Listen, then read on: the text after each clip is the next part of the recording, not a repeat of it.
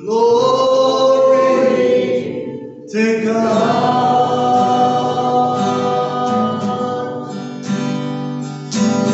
Glory to God. Glory to God. Sing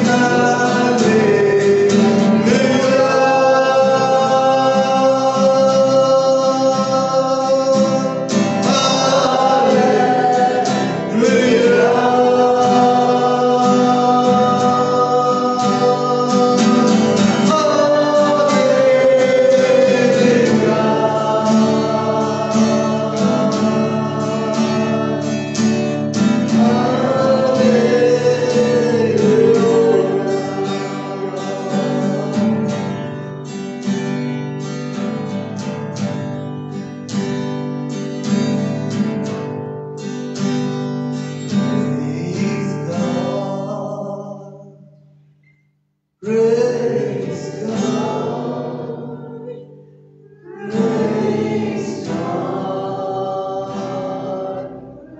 praise God, praise God, praise God, praise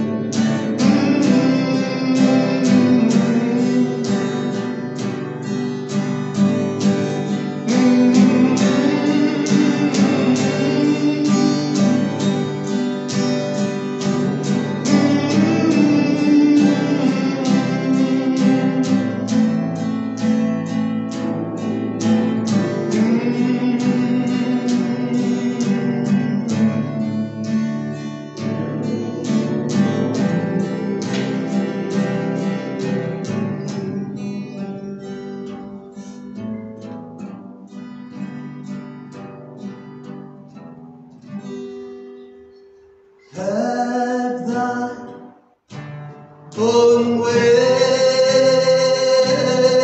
Lord, and thy own way.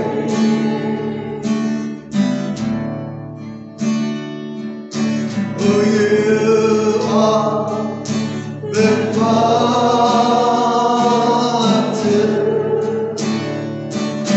and I am the clay.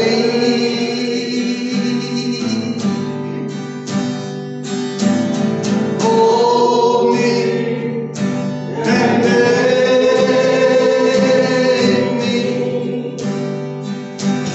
after your word. While I am waiting,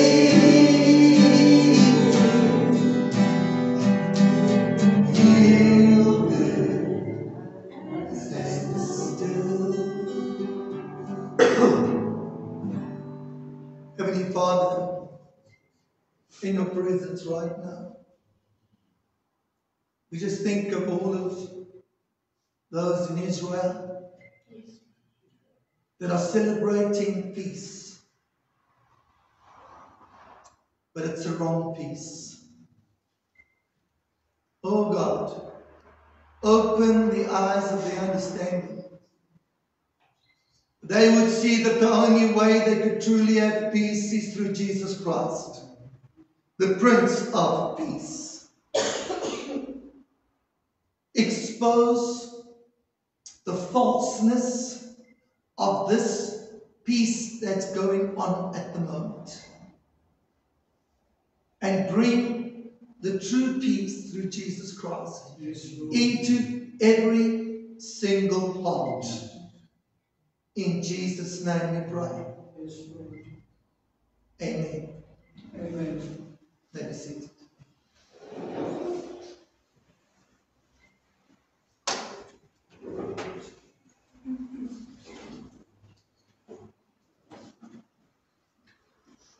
Open your Bibles to 1 Thessalonians chapter 5 verse 3.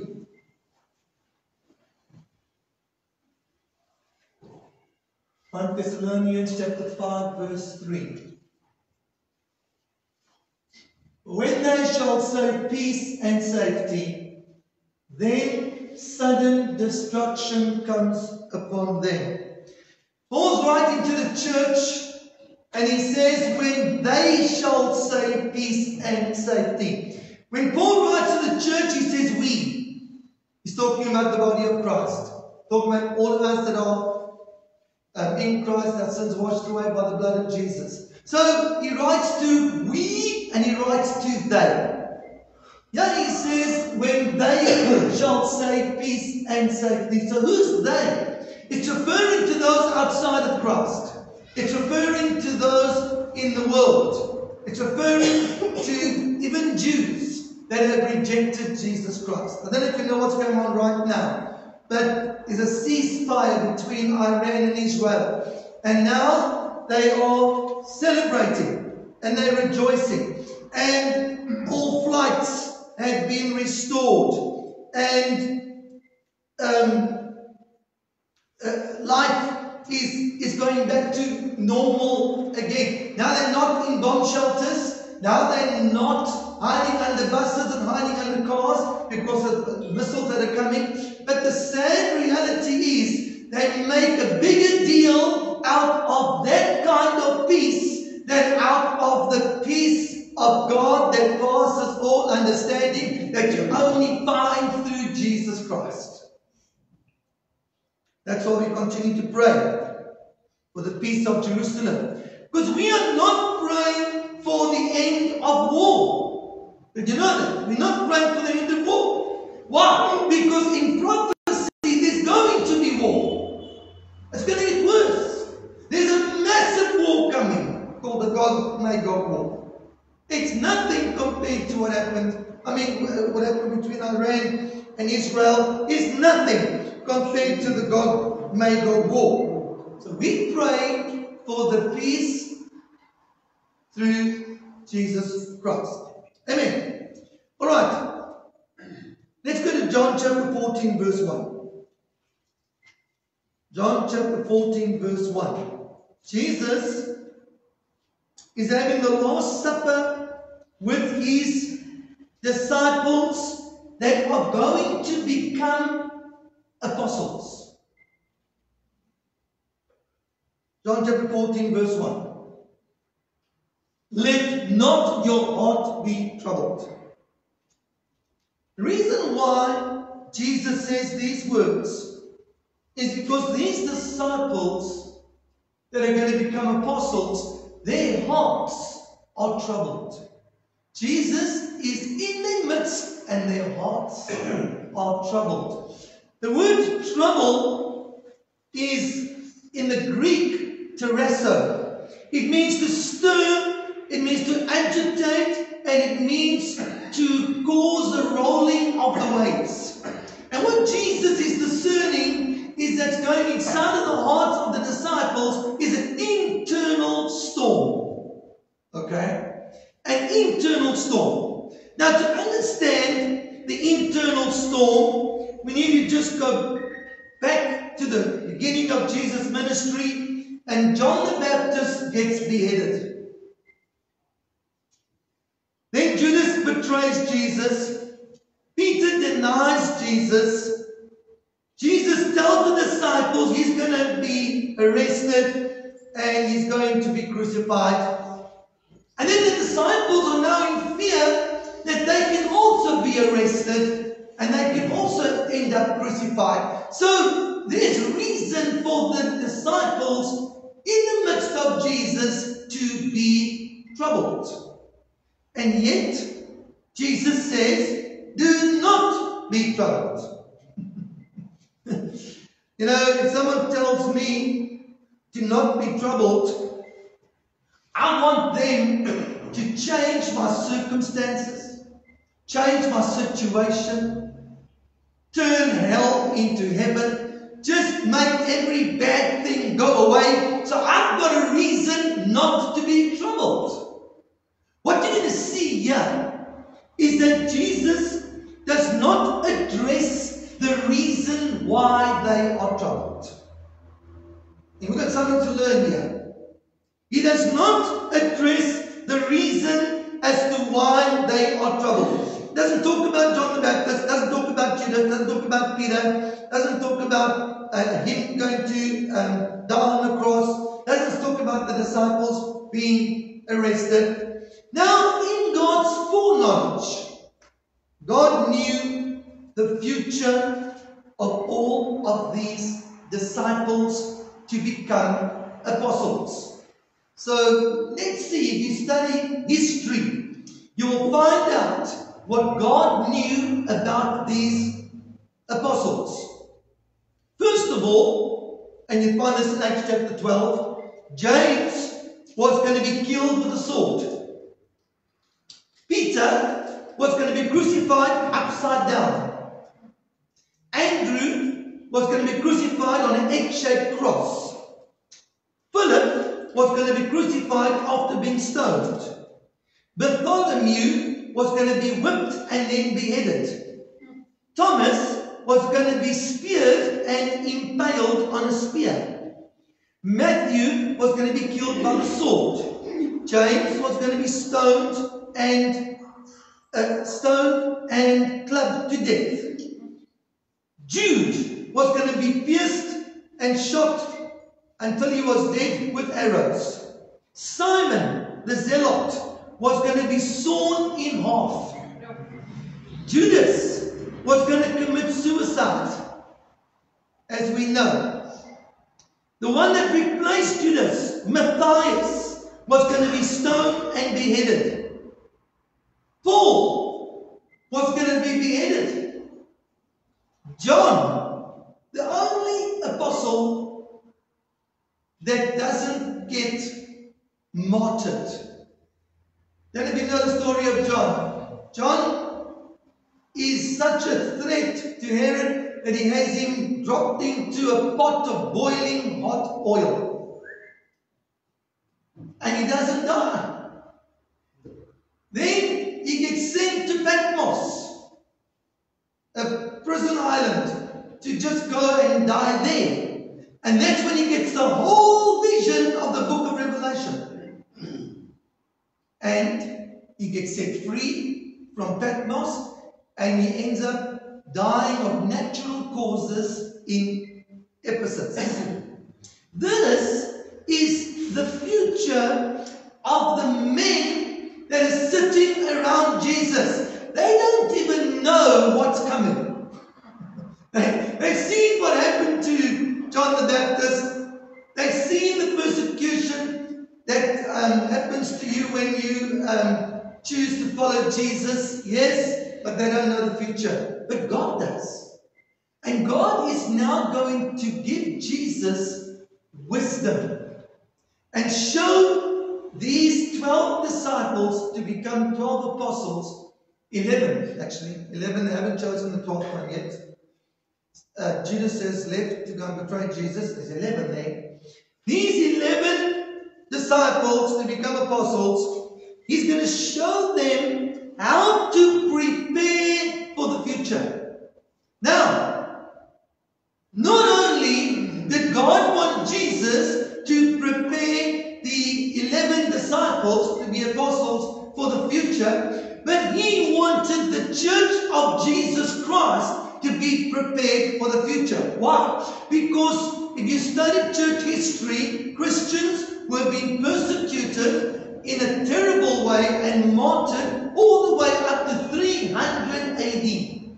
Only when Constantine started the Roman Catholic religion did persecution stop. 300 years. Christians were being persecuted, arrested, and martyred. They were being cruelly tortured in terrible ways.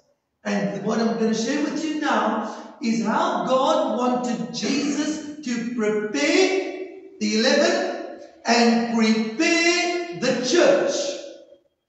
Well, we don't live in these persecuted times like they did in the early church. But we face all kinds of challenges in life as well. Anybody like living in a bed of roses? Raise your hand.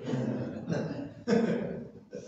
Everybody is facing some kind of challenge and some kind of difficulty in this life. And if you're getting older, there's an escalation of trouble and issues and challenges. Just talk to some old people here and they will say, amen, amen, and amen.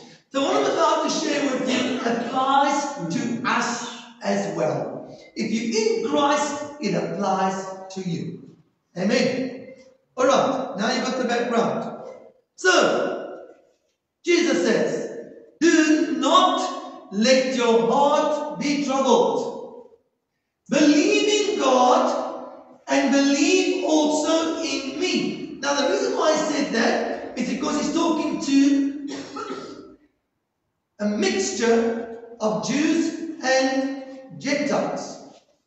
The Jews believed in God, but they didn't believe in Jesus. If you believed in Jesus, then you became a Messianic Jew. So the disciples believed in Jesus. They were following him, so they were Messianic Jews. But the ones that were crying out, crucify him, some of them would not believe in Jesus. And that's why they wanted him crucified. Alright? So, first thing, if you don't want a troubled heart, better believe. Believe in God and believe in Jesus. Don't just be religious. You need to be born again. You need to accept Jesus Christ as your Lord and personal Savior. Believe in God and believe in me. Now, verse 2. Verse 2. In my Father's house are many mansions. Now, there's no such thing as mansions in heaven. That word mansions means room. There's space. You're not going to live in a mansion like in Mill Park. That's rubbish. Okay. We're going to live in the New Jerusalem in heaven. It's going to be like a big community. Now there's room. Yes, there's room. Now, in my Father's house are many rooms. Now watch. If it were not so, I would have told you. I go to prepare a place for you. So what is Jesus doing here? He's saying, I want you to take your focus off everything that's going on around you at this time. Take your focus off every situation, every issue, every challenge, every difficulty, everything that life is throwing at you at this time. Take your focus off of it and look to heaven. And be a little heavenly minded. Might have heard the saying, you're so heavenly minded, you're no earthly good. I'll rather be more heavenly minded than earthly minded.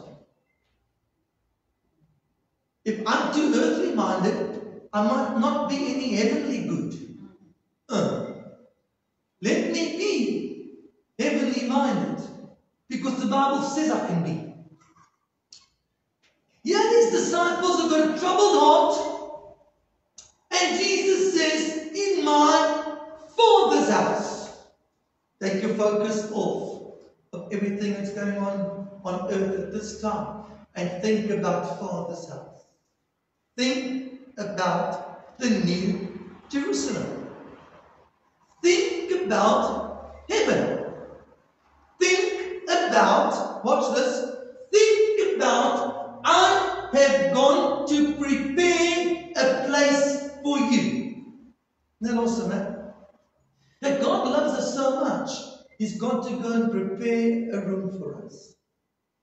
I don't know how much time, from the time you wake up in the morning until you go to bed at night, what causes you in this life to be heavenly minded? Nothing. Just wake up, man, and you on earth, and you're in your bed, and your back is sore, and you don't want to go to work because it's too cold. As I carry on. Everything in this life is driving you towards being earthly minded. Who wakes up in the morning and says, "Whoa, good morning, Lord. I can't wait to get to heaven." Who does that? No. It's, "Oh, good Lord. It's morning." Yeah.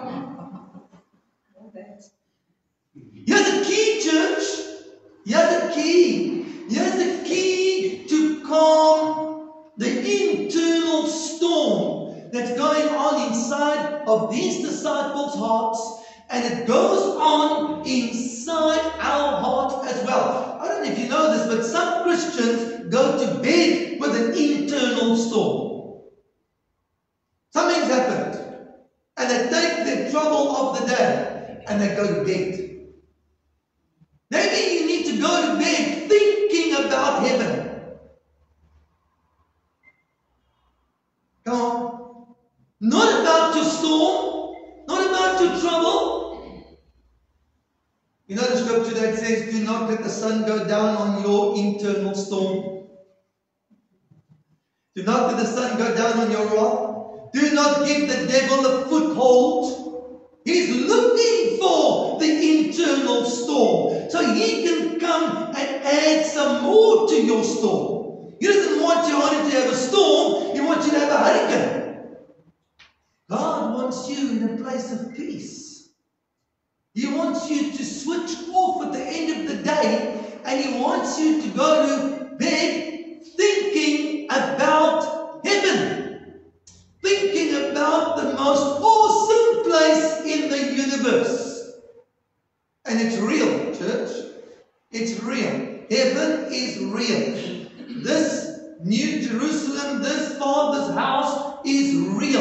And there's a real place that's been prepared for each one of us. And it must make God's heart happy when we go to bed at night and we start thinking about heaven. What? Have you ever wondered, what are you going to do in heaven, man? Go and read Revelation 21 and 22. Don't read about the river of life. Oh, I want to see that river of life.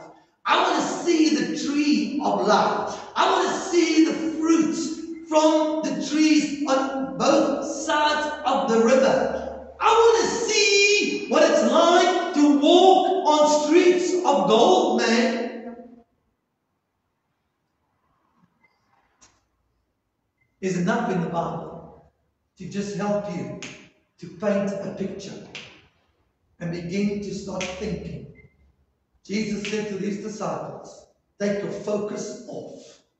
In my Father's house, there's room. And I go to prepare a place for you. Verse 3.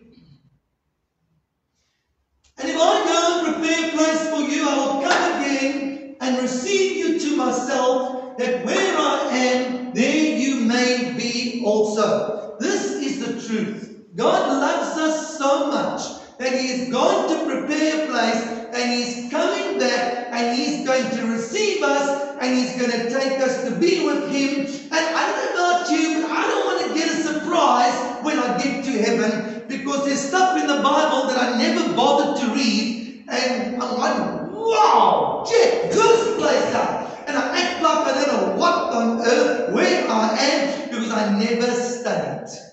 No. I want to know enough that when I get there. So where's the river? Show me the river. Where the tree is? I'm looking for the tree of life. Someone show me the tree of life. I want to know exactly what's going on before I get there, man. Now think about it.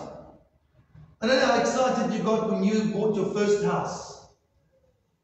Boy, oh boy, you couldn't wait to move in. I bet you dreamt about your house before you even moved in. You dreamt about what it was going to be like to live in your own house. You dreamt about what it's going to be like to clean up the property around. Come on, you're having all kinds of images in your mind. You can't wait to get there. And that is the house on earth. Please, man. Made of brick and mortar.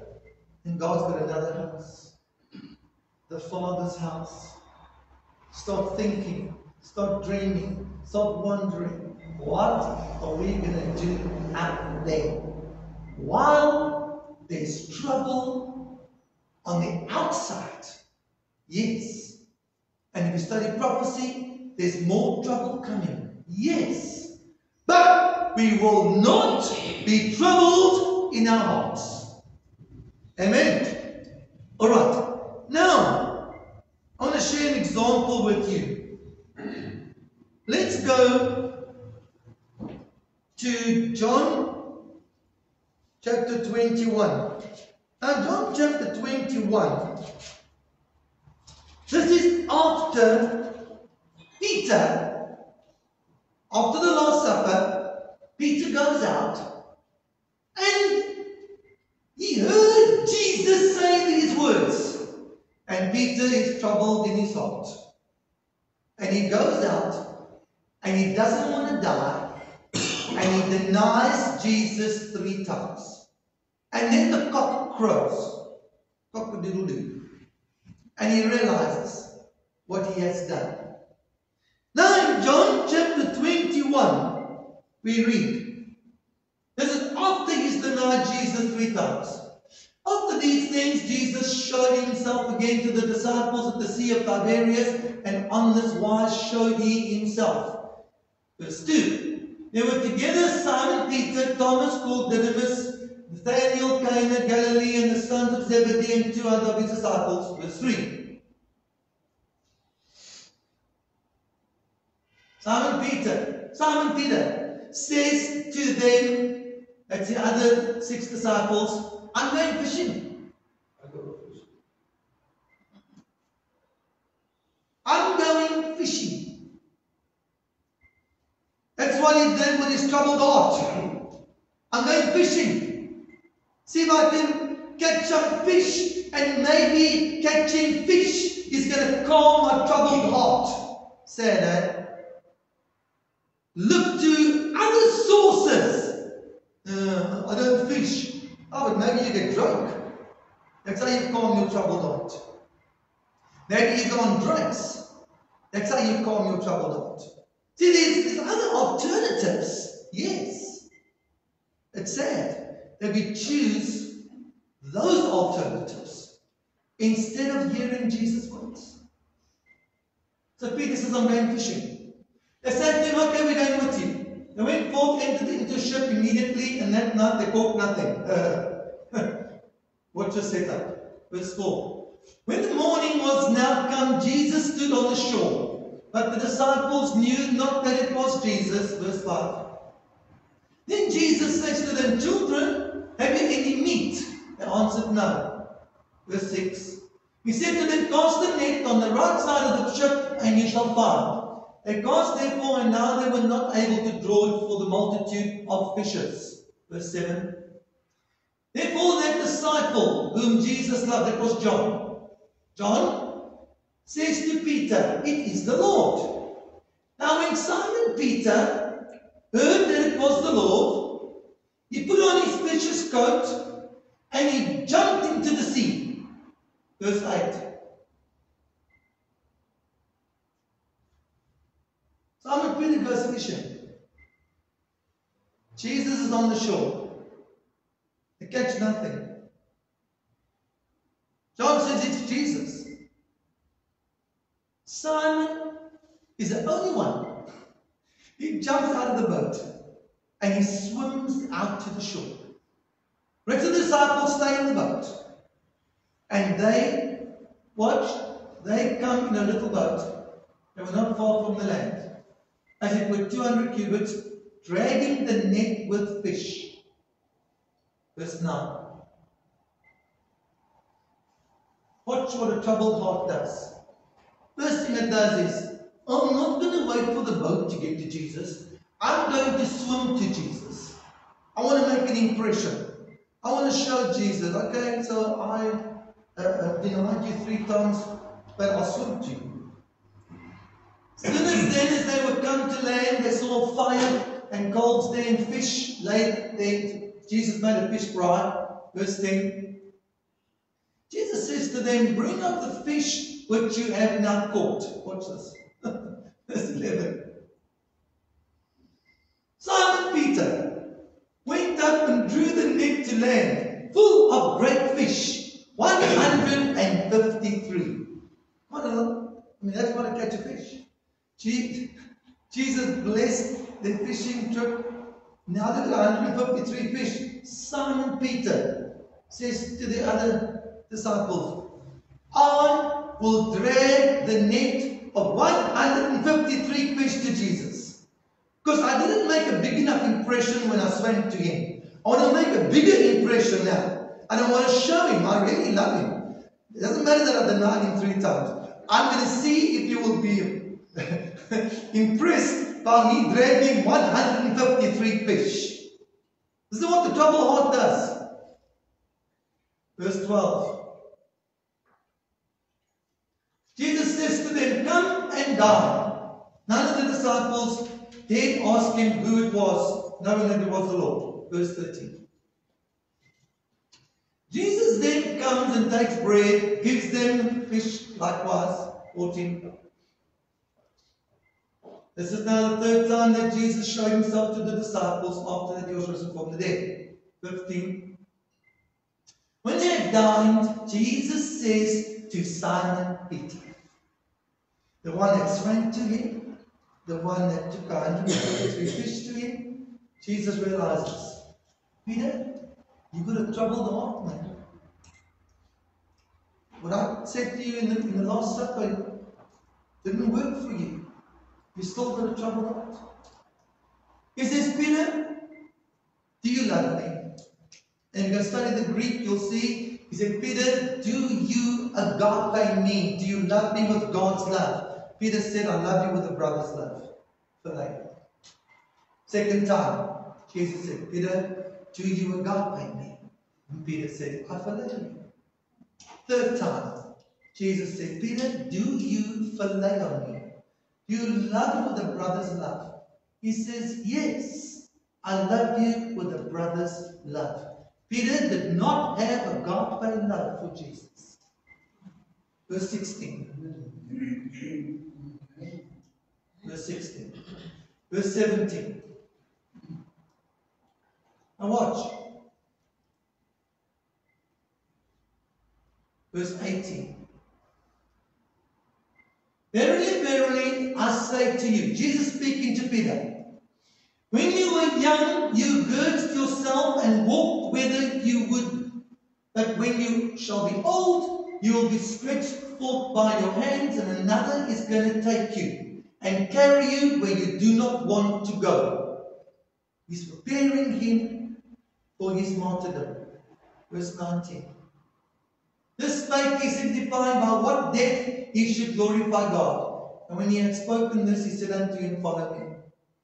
He says to Peter, when you were young, Peter, you could do anything you wanted to. But in the future, you're going to be arrested. And you're going to be taken and you're going to be crucified upside down. And here's the question that Peter had to deal with in his own heart. The brotherly love that Peter had for Jesus is why he denied him 3 times. Jesus is saying, when you get arrested and they want to put you on the cross and crucify you, will you have agape love for me at that time? And you can see Jesus is addressing Peter's troubled heart. Now, if you study history, Peter asked to be crucified upside down. If you read Peter's letters, he grew into the agape love. And there's an incident, an event that wonderfully explains this in Acts chapter 12. Let's go to Acts chapter 12. Look what happens to Peter in Acts chapter 12.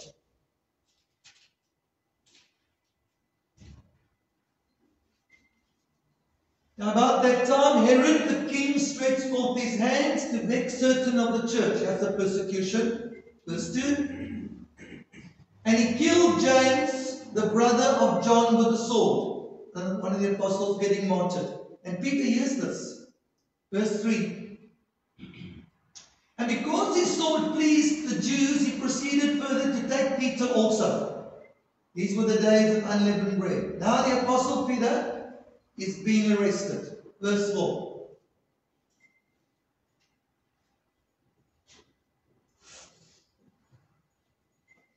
When he had apprehended him, he put him in prison and delivered him to 4 quaternions of soldiers to keep him, intending after Easter to bring him forth to the people. So Peter gets arrested, gets put in prison, and there are 4 squads of 4 soldiers given to watch over Peter so he doesn't escape. Verse 5. Peter therefore was kept in prison, but prayer was made without ceasing of the church unto God for him. Verse 6. When Herod would have brought him forth the same night, Peter was sleeping between 2 soldiers, bound with 2 chains. I want you to see this picture. Peter is bound with chains between 2 soldiers. And what does Peter do? Goes to sleep. Why would Peter sleep in these conditions?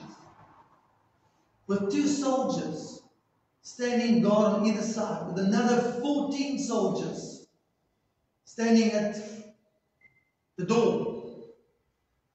Why would he sleep? Because he's finally accepted what Jesus said. Let not your heart be troubled. In my Father's house, there's room. I've gone to prepare a place for you.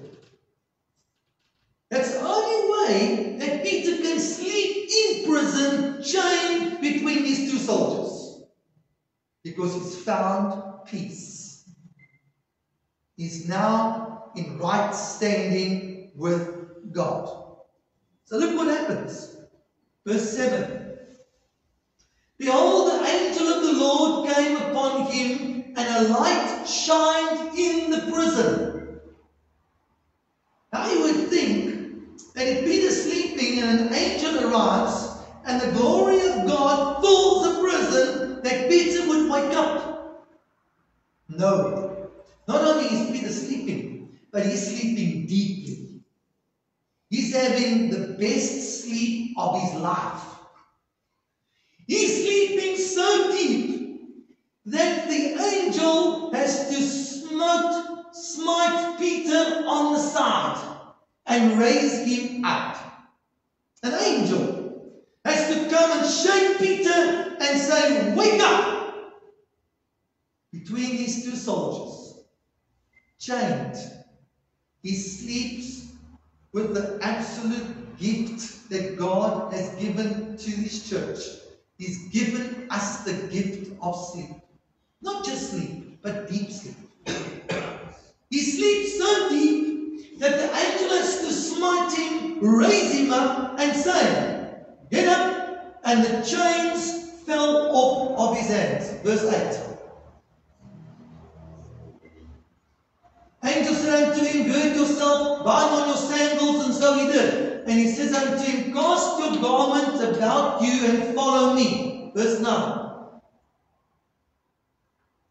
And he went out and followed him, and did not know that it was true which was happening, done by the angel, but thought he saw a vision. He's like in a trance now. He's half awake and he's half asleep. Verse 10.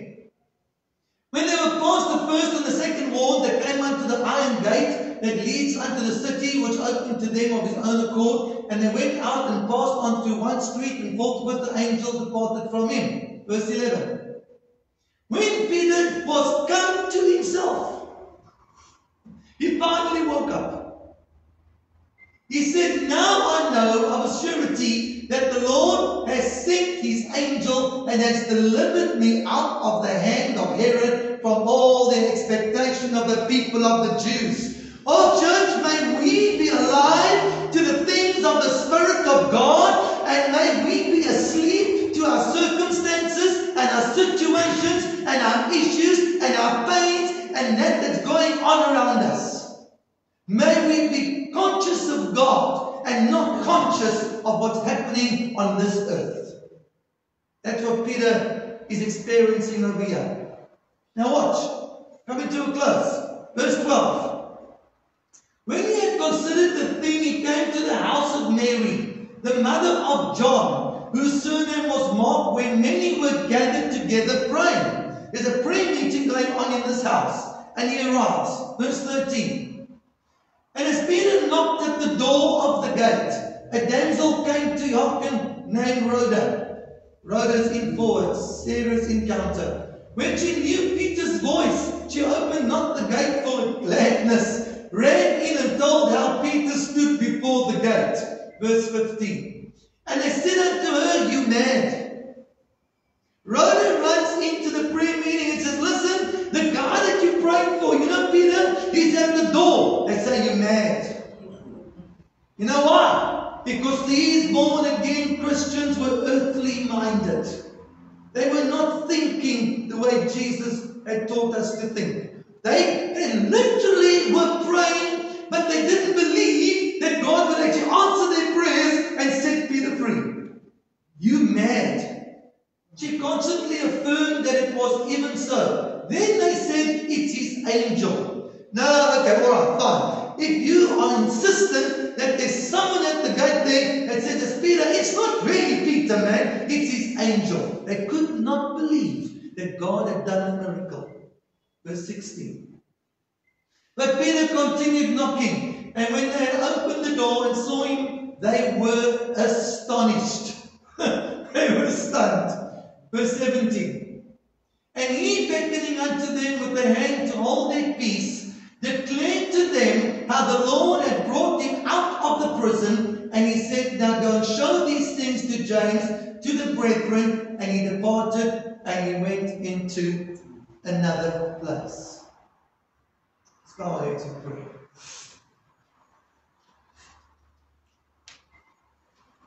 Is there an internal storm going on inside of you?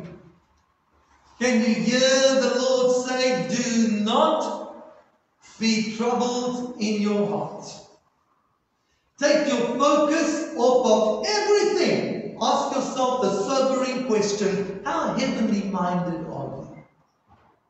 How heavenly minded are you? What thoughts do you have about Father's house? About the place being prepared? What thoughts do you have about Jesus coming to fetch you and to take you home? Or are you wrapped up in what's going on inside your heart concerning earthly things? And you've been robbed, and you've lost your peace, and you're anxious, and you're in fear. Make the necessary adjustment. Your conscience is clear before God and man. Come to the table. Receive the emblems. Wait for one another. And we partake together. Come as we worship.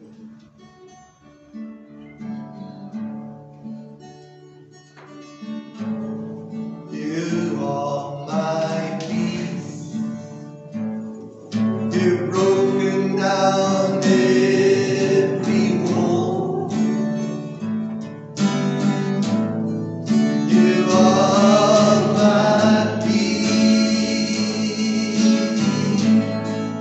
You are my peace.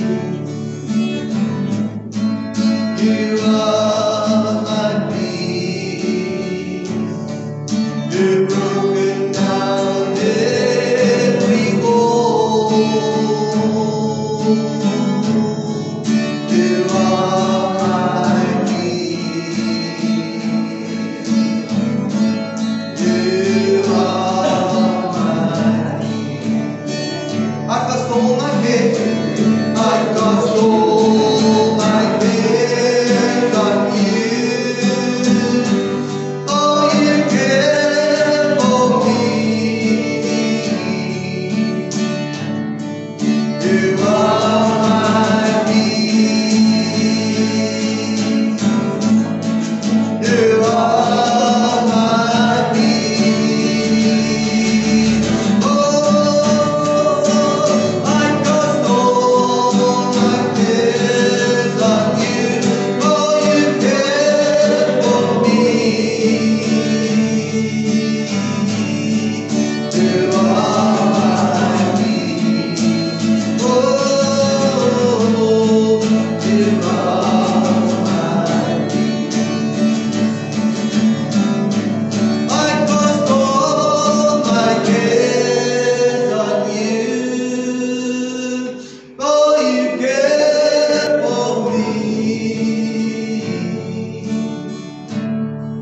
You are my peace. You are my peace. I cast all my cares on you. Oh, you care for me. You are my peace. You are my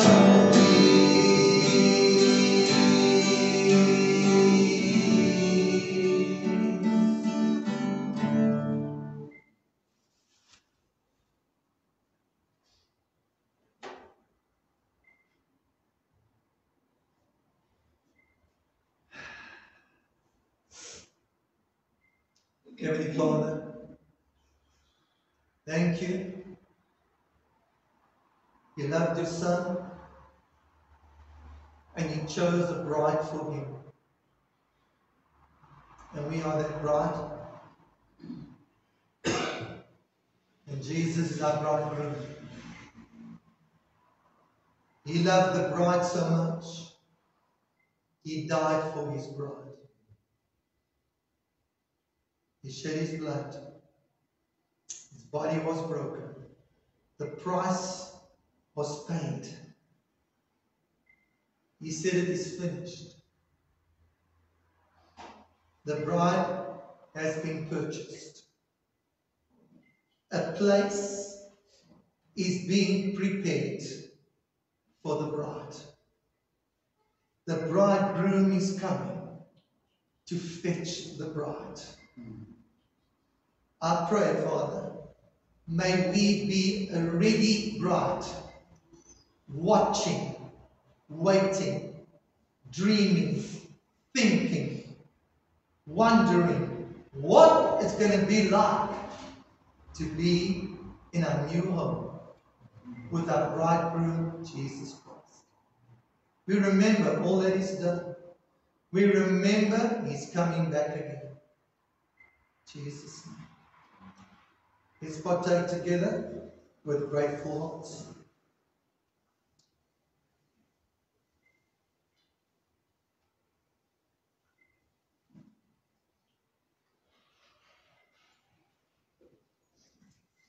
Amen.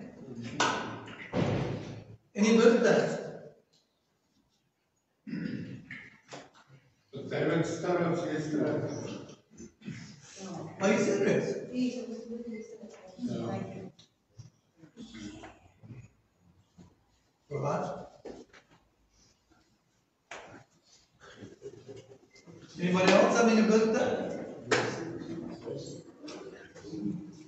Any anniversaries? Myself? 15th. 15th of June.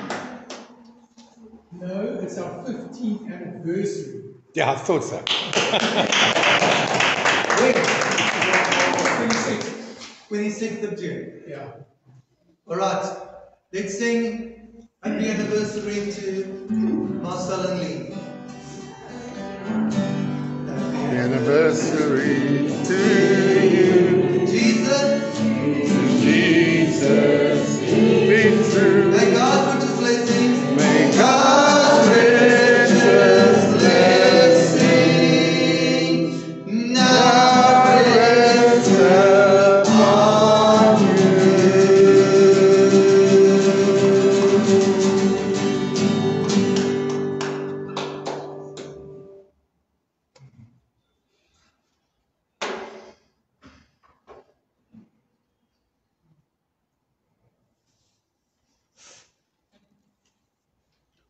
We have some folk that are away. Pray that they will return safely on holiday.